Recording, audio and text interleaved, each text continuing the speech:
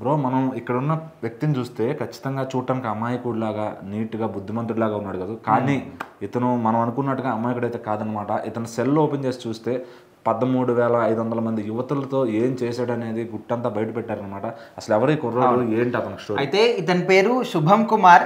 అయితే ఈయన బళ్ళారిలో ఉంటాడు, కర్ణాటకలోని బళ్ళారిలో. సో అక్కడ ఒక సెక్యూరిటీ గార్డ్గా పనిచేస్తున్నాడు. సో ఆల్మోస్ట్ నేను చూసిన వాళ్ళందరూ కూడా ఒక అమాయకుడు, పిచ్చోడు, ఏమీ తెలియదని కూడా అనుకుంటారు. కాకపోతే ఈయన సెల్ ఫోన్ తీసుకొని చూస్తే ఇంకా ప్రతి ఒక్కరికి మైండ్ బ్లాక్ అయిపోతుంది అనమాట.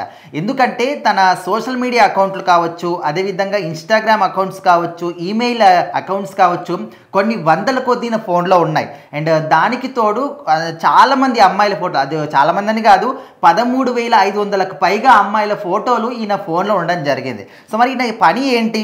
సెక్యూరిటీ గార్డ్గా ఉంటూ అమ్మాయిలతోని ఇన్స్టాగ్రామ్లో ఫేక్ అకౌంట్స్ క్రియేట్ చేసి వాటికి ఎవరైతే ముందుగా ఒక అమ్మాయిని పరిచయం చేసుకుంటాడో వాళ్ళతో పాటు చాటింగ్, ఓకే, ఇంతవరకు బాగానే ఉంది. సో ఇంకా ముందుకెళ్ళి నగ్నంగా వీడియో కాల్స్ చేయమని అడుగుతాడు. సో అప్పటి వరకు బాగానే ఉంది. ఓకే, ఎవరైతే దీనికి ఒప్పుకోలేదు, నిరాకరిస్తారో ఇంకా వాళ్ళ ఫొటోస్, వాళ్ళ ఐడిని ఓపెన్ చేసి, ఒకవేళ ప్రైవేట్ అకౌంట్ ఉన్నా సరే డీపీలో ఉన్న ఫోటో కూడా తీసుకొని మార్పింగ్ చేసి మరి ఇంకా ఆ ఫోటోలతో ఒక కొత్త అకౌంట్ క్రియేట్ చేయడం, ఆ అకౌంట్తో ఇంకా వేరే వాళ్ళతో చాటింగ్ చేయడం. సో ఇదే పని అనమాట. సో ఎవరైతే వీడియో కాల్కి నిరాకరిస్తారో వాళ్ళ ఫోటోలు తీసుకొని మార్పింగ్ చేసి ఆ ఫోటోలతోనే ఒక కొత్త ఫేక్ అకౌంట్ క్రియేట్ చేసి దాంతోపాటు వేరే వాళ్ళని చాట్ చేయడం కావచ్చు. సో ఈ విధంగా అబ్బాయిలతోని అమ్మాయిలతోని సో ఈ విధంగా ఘోరంగా చేశాడంట. సో ఈ మధ్య కాలంలో ఇక్కడ ఒక అమ్మాయితో, చిన్న అమ్మాయి అనమాట, తనని కూడా ఈ విధంగా వేధించడం ఇలాంటివన్నీ కూడా చేశాడు. సో వాళ్ళు ఏం చేశారు, ఒక అడుగు ముందుకేసి పోలీస్ స్టేషన్లో కంప్లైంట్ ఇచ్చారు. ఇక్కడ ఐపీ అడ్రస్ ఇదంతా కూడా కనుక్కొని చూస్తే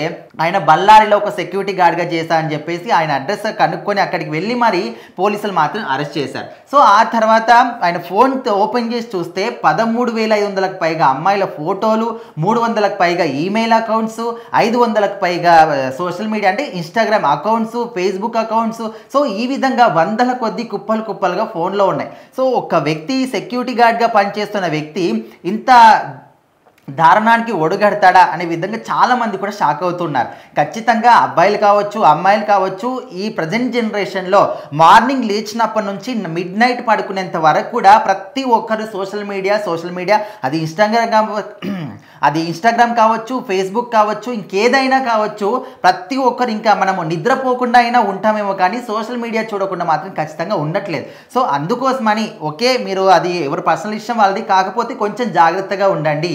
ఇలాంటి కేటుగాళ్ళు కూడా మిమ్మల్ని మాయలో పడేసి, మీరు అబ్బాయిలైనా కావచ్చు, అమ్మాయిలైనా కావచ్చు, మీ దగ్గర డబ్బులు లాక్కునేటువంటి కొన్ని ట్రిక్స్ ప్లే చేస్తూ ఉంటారు. సో ఖచ్చితంగా ప్రతి ఒక్కరు ఏదైనా మెసేజ్ రిక్వెస్ట్ వచ్చినప్పుడు కూడా దాన్ని క్లియర్గా గమనించండి.